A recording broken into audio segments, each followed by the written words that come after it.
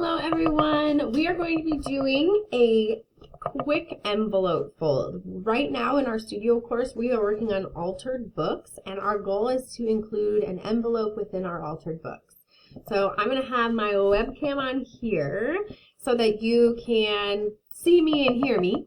And then I'm also going to have my document cam with my instructions in the actual paper. So hopefully we'll be able to see and understand each step really nicely, and I will repeat it once or twice once we go. So here we go. I'm going to minimize this image here. I'm going to use my kind of junky at back of my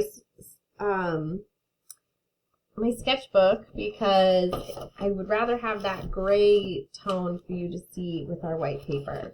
Now guys and gals, you can either use a piece of notebook paper without the fringe, so I would just take it out carefully, or I could use a piece of cardstock. I could use a nice piece of printer paper.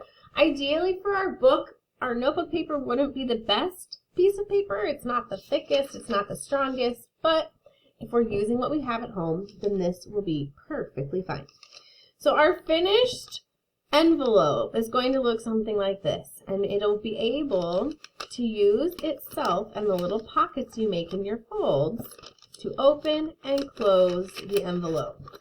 So when you would finish your envelope, you would put glue or adhesive on the back and you would paste that into your book. Okay, now for this to work, we are going to start at the opposite corners. So on the top here, you'll be folding towards the center, and on the bottom, you'll be folding towards the center.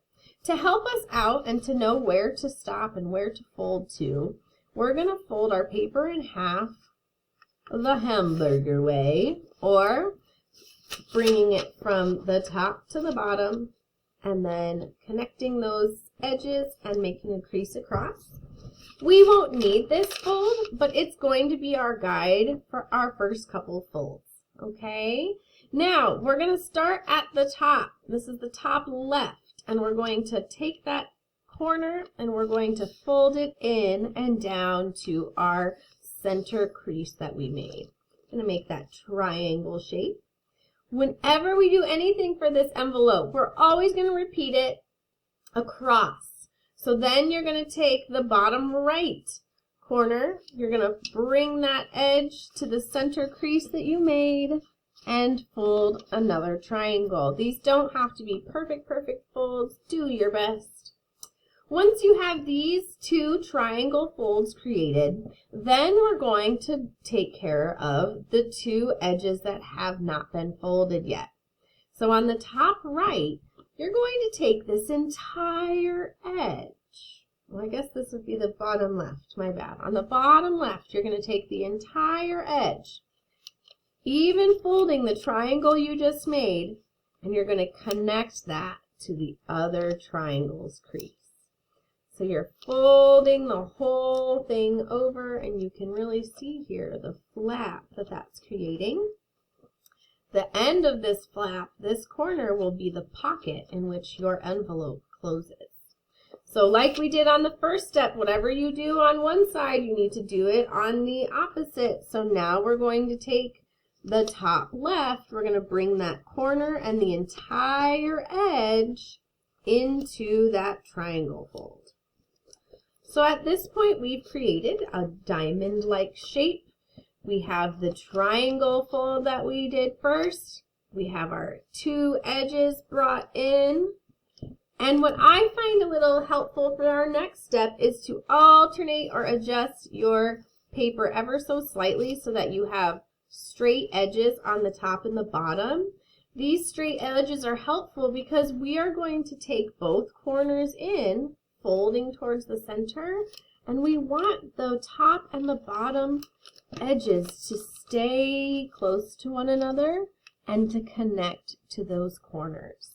So you'll grab the whole corner, all your folds, and you're going to match and connect it to those corners, to those edges.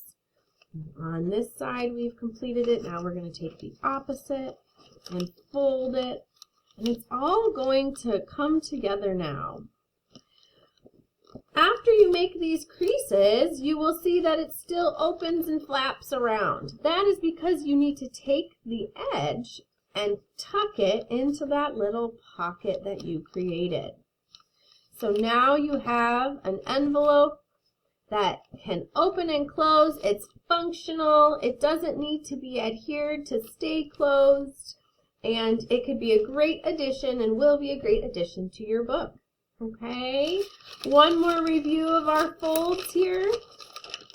Always working from corner to corner and matching our folds. We're going to do the top left corner down to the center crease. Bottom right corner up to the center crease. Flat edge on the left is going to fold completely in to meet the edge of the triangle. Repeating on the right. Give a little twist to see your straight lines, your straight edges, and then grab the corner all the way to the edge to match it up. Repeat on the other side and tuck your corners in nice and tight.